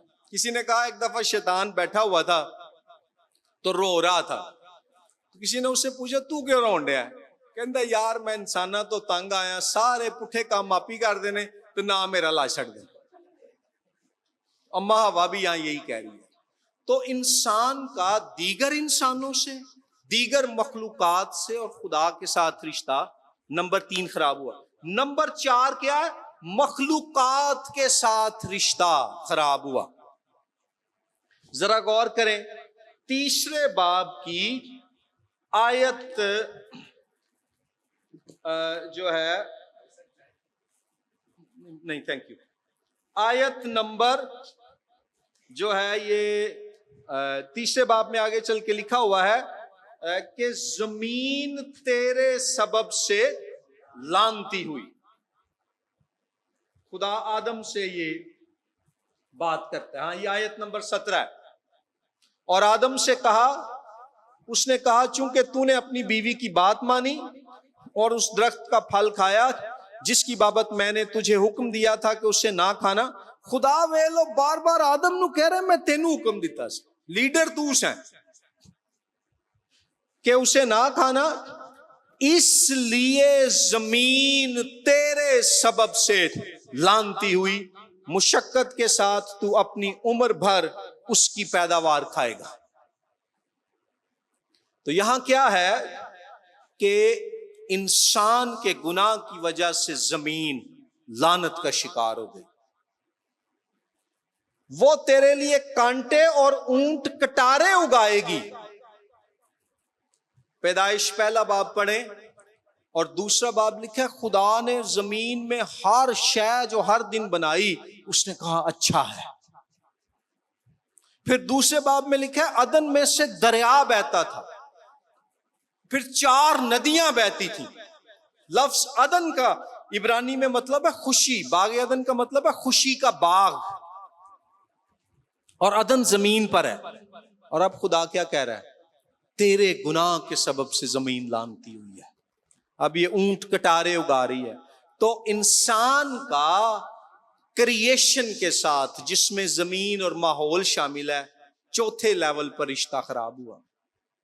जे आदम ते हवा ने गुनाह ना कीता हुंदा ते बाहर कलोनी च गंदा नाला भी नहीं सी होना। जितने गंदे नाले, आलूदगी, फैक्ट्रियों का गंद, ये ट्रैफिक का धुआं, शोर, सब कुछ जो आज दुनिया में हम देखते हैं, ये तोड़े कर्मा दी पैदावार है, ये गुनाह का नतीजा है। इसीलिए क्या लिखा है मुकाशफा की किताब 21वें और 22वें बाब में कि खुदा नया आसमान और नई जमीन बनाएगा जिसमें ना गम होगा, ना आहो नाला, ना दर्द, ना मुसीबत, ना बीमारी। खुदा इस जमीन को नया बना देगा। जिस शहर लाहौर में हम रहते हैं, ये हमारे लिए फख्र की बात नहीं है, आलूदगी के एतबार से दुनिया का नंबर 1 शहर। पता है आपको, लाहौर में सिर्फ जिंदगी गुजारने का मतलब है, रहने का मतलब है कि आप जो स्मोक पोल्यूशन है ना, ये जो फजाई आलूदगी है, इसकी वजह से 30 सिगरेट पींदे हो डेली। इतना धुआं मेरे और आपके अंदर जाता है डेली। 30 सिगरेट पीने के बराबर है लाहौर में सांस लेना। हम साह ना लईए तो मर जाइए। वो एक माई सी तो सिगरेट बड़े पींदी सी, तो ਉਹਨੂੰ ਕਿਸੇ ਨੇ ਕਿਹਾ अम्मा जी सिगरेट ना पिया करो, इंसान ਇਹਦੇ ਨਾਲ ਆਸਤਾ ਆਸਤਾ ਮਰ ਜਾਂਦਾ है।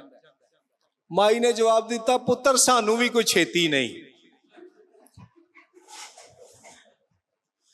ठीक है, तो ये पोल्यूशन जो है दुनिया में, ये मतलब कई तरह की, ये क्या है, गुनाह की वजह से ये सारा गंद हमारी दुनिया में है ना। हमारी हसन निसार जो, उसका कहना है कि हमारी लाहौर की एक बस्ती का गंद पूरे यूरोप के गंद के बराबर है। पॉइंट उसका यह है कि इतनी आलूदगी और गंदगी जो है। सो ये 4 लेवल्स पर रिश्ता खराब हुआ है। नंबर 1, इंसान और खुदा के दरमियान रिश्ता खराब हुआ है। इंसान का अपनी जात से रिश्ता खराब हुआ है। इंसान का दीगर इंसानों के साथ रिश्ता खराब हुआ है। जिदे लिए पहला शेर सुटदा ही उन्होंने ते इल्जाम ला रहा है। आज भी बीवियां कहती हैं, पादरी साहब शादी के पहले साल तो ये मेरा बड़ा इसने ख्याल रखा, बड़ा अच्छा है, उसके बाद पता नहीं इसे क्या हुआ है। एक दफा एक मियां बीवी की लड़ाई हुई, मैं सुलह कराने गया, वो बहन बार बार ये कहती थी, भाई शादी का सिर्फ पहला साल इन्होंने मेरा ख्याल रखा है। मैं कहा चलो भैन शुक्र कर पहले साल ही रखे है, कईयां दी लड़ाई तो पहले हफ्ते शुरू हो जाती है। नहीं, अच्छी बात नहीं है। शोहर को ता हयात अपनी बीवी का ख्याल रखना, और बीवी ने ता हयात अपने शोहर के साथ वफादार रहना। कोई शादी थी तो किसी ने वो वहां उस नौजवान से कहा, यार मुबारक हो, लेकिन मैं एक नसीहत देना चाहता हूं कि बस पहले 25 साल ही मुश्किल है। उस लड़के ने कहा, तो उसने कहा अंकल जी 25 साल बाद क्यों है? कहता फिर बंदा आदी हो जाता है यार। ठीक है, तो उसमें अब हम 3 सजाएं हैं, मैं उनको मुख्तसरन बयान करूंगा और आज का फिर हम ये मुकम्मल करेंगे। अब गुनाह के नतीजे में खुदा 3 सजाएं उन्हें देता है। नंबर 1 है, हम देखते हैं सबसे पहले खुदा सांप से मुखातिब होता है। तू जड़ा बड़ा चलाक बनया फिरना सना। और खुदा सांप को या शैतान को क्या कहता है? खुदा उससे कहता है कि तूने ये किया, तू सब चौपायों और दश्ती जानवरों में मलाउन ठहरा, तू अपने पेट के बल चलेगा और अपनी उम्र भर खाक चाटेगा, और मैं तेरे और औरत के दरमियान और तेरी नस्ल और औरत की नस्ल के दरमियान अदावत डालूंगा, वो तेरे सर को कुचलेगा और तू उसकी एड़ी पर काटेगा। यहां जब लिखा है ना पेट के बल चलेगा, खाक चाटेगा, इससे मुराद है पस्ती, पस्ती, जलालत, खुदा की लानत, ये तेरे हिस्से में है। खुदा शैतान से कह रहा है, क्योंकि तूने इंसान को जो खुदा की महबूब और अजीज मखलूक है, तूने उसको गुनाह की राह पर डाला। ये खालिक खुदा उससे मुखातिब है। फिर खुदा औरत से मुखातिब होता है। फिर उसने औरत से कहा, मैं तेरे दर्द हमल को बहुत बढ़ाऊंगा, तू दर्द के साथ बच्चे जनेगी। और आप किसी भी औरत से जो मां बनी है और उनकी नॉर्मल डिलीवरी हुई है, पूछ लें कि बच्चे की पैदाइश का जो दर्द है वो one of the most painful pains in the world, जो दर्दनाक तकलीफ दे तरीन तजर्बा होता है वो होता है। इसलिए इवन दर्द ज़ह जो है, लेबर पेन्स, ये इस्तिलाह कई और बातों के लिए भी इस्तेमाल होती है।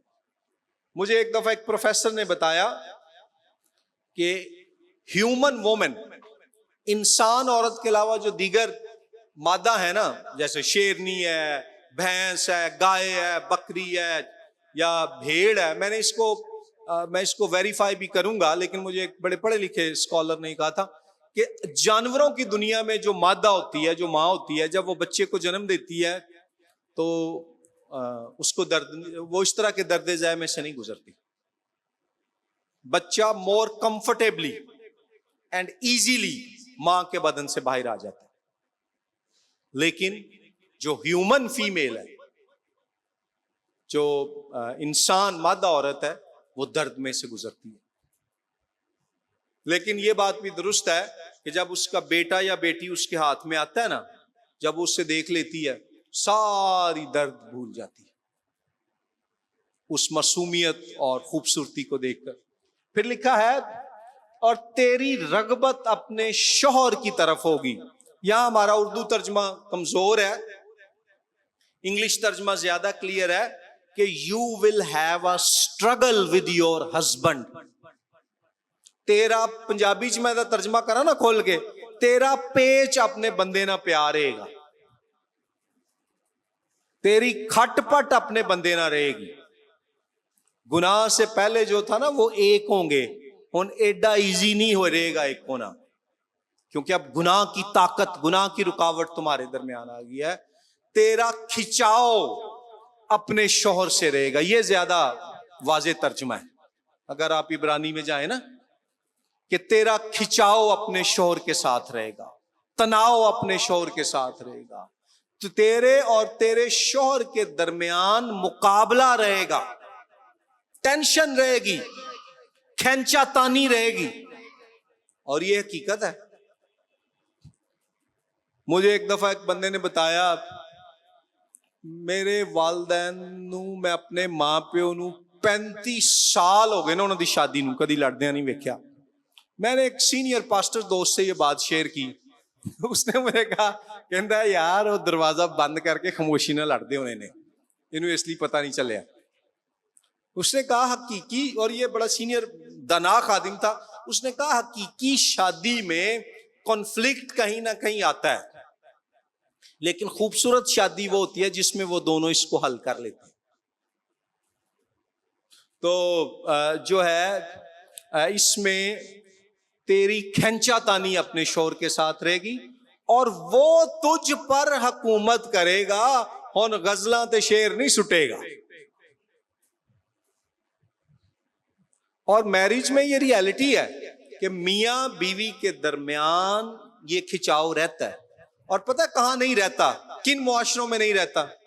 उन मुआशरों में जहां औरत कमजोर है, उसके पास तालीम नहीं है, उसके पास रोजगार नहीं है। वो तमाम मुआशरे जिन्होंने माली तौर पर तरक्की की है और वहां औरतें तालीम पा गई हैं, वो जॉब मार्केट में भी एंटर हो गई हैं, और अगर कोई शौहर अपनी बीवी को तलाक दे देता है तो हुकूमत उसकी मदद कर देती है। उन मुआशरों में शौहर और बीवी के दरमियान खिंचाव ज्यादा हो गया। क्यों? क्योंकि औरत बाइबली असूलों के मुताबिक मर्द को सपोर्ट करने और उसका साथ देने की बजाय उस पर हुक्मरानी करना चाहती है, और मर्द जो है खिदमत और मोहब्बत की रूह से नहीं बल्कि अपनी हुक्मरानी जताने और जमाने की रूह से उसे लीड करना चाहता है। तो फिर जो है तोता और मैना में चूं चां रहती है, लेकिन रात को थक हार कर एक ही घोंसले में आराम से सो जाते हैं। तो ये थी औरत को खुदा बताता है गुनाह की सजा, नतीजा गुनाह का। आदम से खुदा क्या कहता है? चूंकि तूने अपनी बीवी की बात मानी।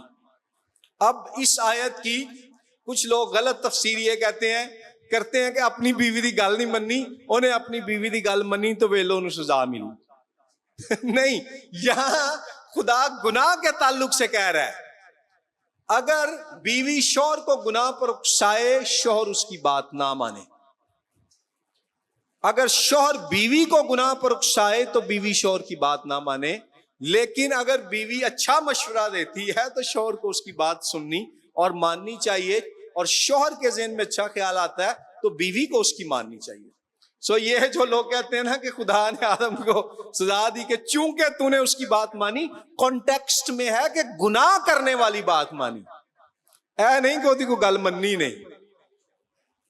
अच्छा, उसकी बात मानी और उस दरख्त का फल खाया जिसकी बाबत मैंने तुझे, बोलो खुदा बार बार कह रहे यार मैं तेनू क्या सी, तुझे हुक्म दिया था कि उससे ना खाना, इसलिए जमीन तेरे सबब से लानती हुई है। मैंने ऑलरेडी बयान कर दिया कि जमीन जवाल का, आलूदगी का, फना का शिकार है। मुशक्कत के साथ तू अपनी उम्र भर उसकी पैदावार खाएगा। अब बागे अदन की तरह जो खुशी का बाग था, जिसमें तू बागबान है, निगाहबान है, गलाबान है, जानवरों के नाम रख रहा है, बीवी के लिए नज़में और गजलें लिख रहा है, और खुदा के साथ ठंडे वक्तों में वॉक कर रहा है, जनाब जन्नत दे मजे लै रहे हैं, वो नहीं बाबा बच्चे वो गल नहीं रहनी। क्या होगा? लिखा है मुशक्कत के साथ तू अपनी उम्र भर उसकी पैदावार खाएगा। स्ट्रगल, अब तुझे जद्दोजहद करनी पड़ेगी, हाथ पांव मारने पड़ेंगे, तगोदो करनी पड़ेगी, और वो तेरे लिए कांटे और ऊंट कटारे उगाएगी, और तू खेत की सब्जी खाएगा। कई दफा तू बड़ी मेहनत करेगा तो ਉਹਦੇ नतीजे च तेन ਉਹਦਾ फल नहीं मिलना। तू ऊंट कुटारे जमीन अगों उगा देगी, तू उथे जनाब बड़ी मेहनत करके को फलदार पौधा लाया सी। तो आज होता नहीं दुनिया में, हम कई दफा किसी काम पे बड़ी मेहनत करते हैं, आगे से धोखा हो जाता है। कई दफा लोग रोते हुए बताते हैं कि जी असी कमेटी पाई, मुंडे नूं बाहर भेजन लई एजेंट 5 लाख रुपए लैके गायब हो गया। रिसेंटली एक आदमी ने मुझसे राब्ता किया, उसने 10 लाख रुपए की कमेटी डाली हुई थी, तो उसकी बेटी की आने वाले दिनों में शादी है, तो वो आदमी जनाब जिसके साथ कमेटी डाली थी वो जेले बैठा हुआ है, पैसे भी खा पी गया है, तो डकार भी नहीं मारन दिया। और वो बंदा बाप परेशान है, उसको समझ नहीं आ रही कि मैंने अपनी बेटी की शादी के दिन रखे हैं। तो अब तो दुनिया में आम है, हम मेहनत करते हैं, हमें उसका फल ही नहीं मिलता, अजर नहीं मिलता। कई दफा आपने बड़ी मेहनत करके कोई चीज तैयार की है, कोई दूसरा आपका वो मॉडल चोरी करके क्रेडिट ले जाता है, आप स्ट्रगल करते हैं। लेकिन फिर भी क्या होगा, वो खेत की सब्जी उगा देगी, तुझे कभी उसका अजर मिल भी जाएगा। तू अपने मुंह के पसीने की रोटी खाएगा। तसव्वुर करें, शदीद गर्मी में एक मजदूर है जो बिल्डिंग बना रहा है, शदीद आप थके हुए हैं, और बैंक में आप जनाब ओवर टाइम लगा रहे हैं, अपनी फैक्ट्री में ओवर टाइम लगा रहे हैं, क्योंकि आपने अपने बच्चों की फीस पे करनी है। शदीद गर्मी में एक मजदूर जनाब खेत में लगा हुआ है, क्या है? पसीने की रोटी खाएगा। नर्सिस से पूछें, कई दफा उन्हें डबल ड्यूटियां करनी पड़ती हैं, क्यों वो डबल ड्यूटी करती हैं? अगर नहीं करेंगी हो सकता है जॉब छूट जाए। अपने बच्चों के लिए करती हैं, माँ बाप के लिए। तो ये क्या है सब? ये पसीने की रोटी है। जब तक के जमीन में तू फिर लौट ना जाए, मरने तक ये जद्दोजहद जारी रहेगी, इसलिए कि तू उससे निकाला गया है, क्योंकि तू खाक है और खाक में फिर लौट जाएगा। रिसेंटली मैंने एक जनाजे में जाना था, तो वहां उस दिन बारिश हो गई, तो जनाजा उन्होंने मुअत्तल कर दिया। तो मैंने उस फैमिली को मैं विजिट करने गया, तो मैंने उनसे कहा यार क्या बात है? वो कहते हैं जी भाई साहब बारिश बहुत हो रही थी, तो जनाजा हमने जो है ना वो मुअत्तल कर दिया है। तो उसने बड़ी दिलचस्प बात आगे से बताई, कहते हैं पादी साहब कलाम च लिखा है कि तू खाक है, खाक में फिर लौट जाएगा, ऐ नहीं लिखा कि तू खाक है और गारे में फिर लौट जाएगा। कहते ने कब्रिस्तान से सारा गारा बनया होना सी। मैं क्या वाह कमाल तफसीर की थी, और मैंने तुसी मैं उन सारी उम्र है तफसीर सुनावा करांगा लोकां नूं। उन्हें लिटरली क्या कहंदा जी कलाम च गारा नहीं लिखा। मैं क्या बहुत अच्छा जी, बहुत अच्छा। तो इसमें और आदम ने अपनी बीवी का नाम हव्वा रखा क्योंकि वो सब जिंदों की मां है। अब हम इसको करते हैं फाइनल में क्या है? मैंने आपको सजाओं का बताया कि 4 तरह से ताल्लुकात टूटे। शैतान, औरत और मर्द को सजा मिली। अगर मैं इस नोट पर खत्म कर दूं ना तो मायूसी है, ना उम्मीदी है। लेकिन इस मायूसी, ना उम्मीदी और सजा में खुदा मुस्तकबिल के लिए खुशखबरी का इशारा देता है। यूनानी में इसे कहा जाता है प्रोटो इवेंजलियन, पेशगी खुशी की खबर। प्रोटो इवेंजलियन, पेशगी खुशी की खबर। वो खबर कहां है? आयत नंबर 15 में खुदा कहता है, मैं तेरे और औरत के दरमियान और तेरी नस्ल और औरत की नस्ल के दरमियान अदावत डालूंगा, वो तेरे सर को कुचलेगा। यहां इमीडिएट कॉन्टेक्स्ट में तो औरत से मुराद हवा है, लेकिन फ्यूचर में यहां औरत से मुराद मुकद्दसा मरियम है। और इमीडिएट कॉन्टेक्स्ट में यहां औरत की नस्ल से मुराद है नस्ल इंसानी। और इंसान और शैतान की देखें जंग जारी है ना। शैतान इंसान को हलाक करना चाहता है और कई केसेस में इंसान शैतान की मानता है, लेकिन जहां लोग खुदा से डरते हैं वो शैतान का मुकाबला करते हैं और खुदा की फरमाबरदारी करते हैं। लेकिन जो फ्यूचर आने वाला था उसमें यहां औरत की नस्ल से मुराद है खुदावंद यीशु मसीह। औरत से पैदा होने वाला यानी मुकद्दसा मरियम से पैदा होने वाला यीशु नासरी तेरे सर को कुचलेगा। और यीशु मसीह ने अपनी खिदमत और अपनी मसलूबियत और अपने जी उठने के वसीले से शैतान के सर को कुचला। और पता है, कलवरी के पहाड़ पर जहां यीशु मसीह को मसलूब किया गया, उस पहाड़ी का नाम था गुलगत्ता। और गुलगत्ता का मतलब है खोपड़ी की जगह।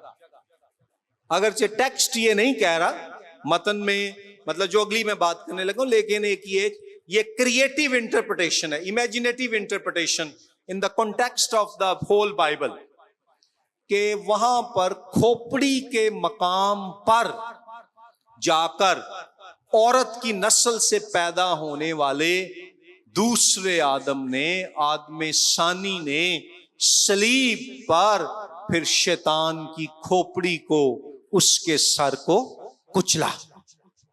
और हवाला जात देखना चाहते हैं तो मेरे साथ नए अहदनामे के ये 2 हवाले निकालें और फिर हम खत्म करेंगे। और ये औरत की नस्ल से आने वाला दूसरा आदम, आदम सानी, ये आज मर्द और औरत के रिश्ते में हम आहंगी, यगानगत और बहाली के लिए उम्मीद और रास्ता फराहम करता है। क्योंकि अगर पहले आदम के गुनाह के नतीजे में मौत, जुदाई और इल्जाम तराशी आई है, तो दूसरे आदम के वसीले से मुआफी, मोहब्बत, हम आहंगी, यकानगत और वफादारी के अहद का शौहर और बीवी के दरमियान आगाज भी हुआ है। अगर पहले आदम की लीडरशिप वीकनेस की वजह से मर्द और औरत का रिश्ता खराब हुआ, तो दूसरे आदम की स्ट्रॉन्ग और फेथफुल लीडरशिप और सैक्रिफाइस की वजह से मर्द और औरत के रिश्ते में बहाली की उम्मीद जिंदा है। यहां देखें कुलसियों का खत, बाब नंबर 2, आयत नंबर 14 और 15। कुलसियों 2 आयत 14 था 15 लिखा है, और हुक्मों की वो दस्तावीज मिटा डाली जो हमारे नाम पर और हमारे खिलाफ थी, और उसको सलीब पर कीलों से जड़कर सामने से हटा दिया, और उसने हुकूमतों और इख्तियारों को अपने ऊपर से उतार कर उनका बरमला तमाशा बनाया और सलीब के सबब से उन पर फतह याबी का शादियाना बजाया। हालेलुया।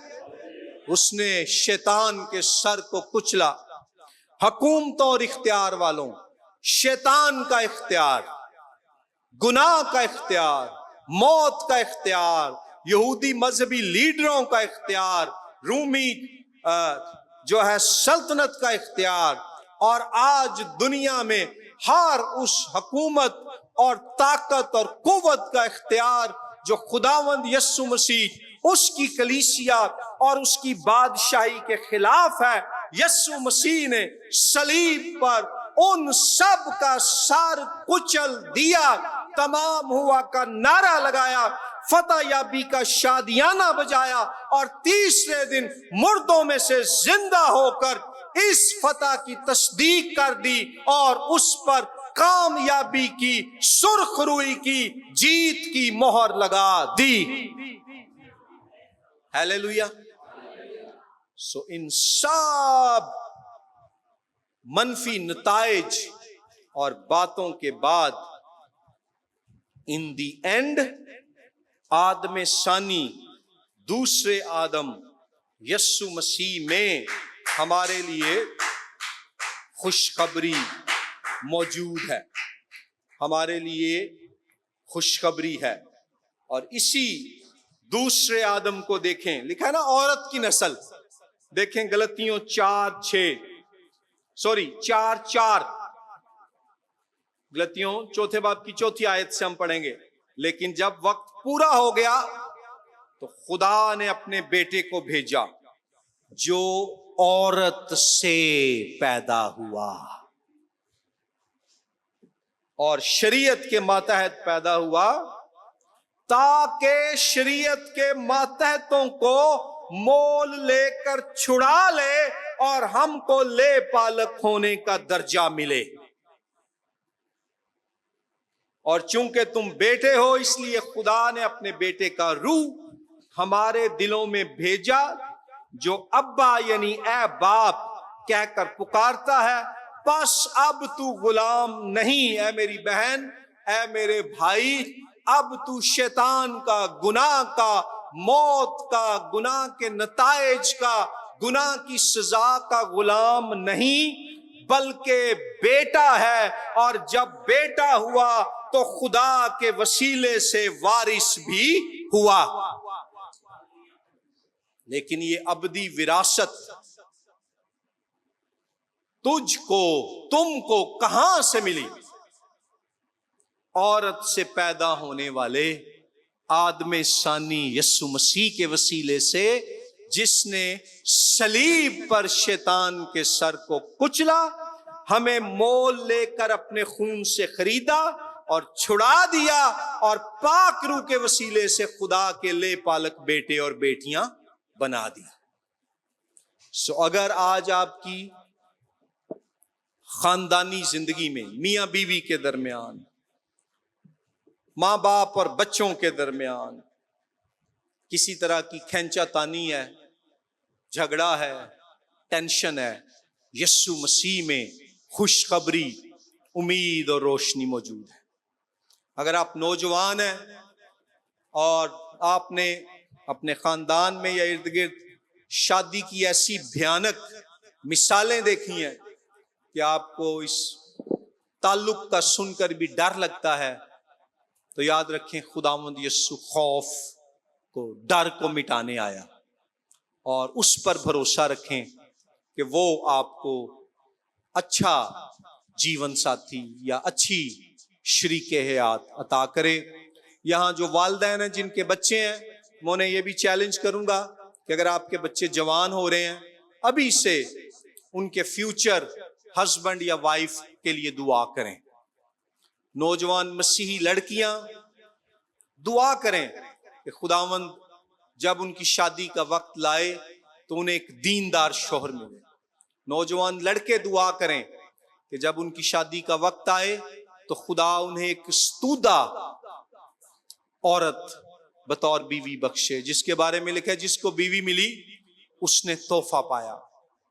और एक बात याद रखें कि जब शादी के बंधन में बंधे तो अपने ईमान पर समझौता ना करें, क्योंकि कलाम में लिखा है ना हमवार जुए में ना जुतो। Thank you very much, God bless you. आज हमारा दूसरा लेक्चर इसके साथ मुकम्मल हुआ।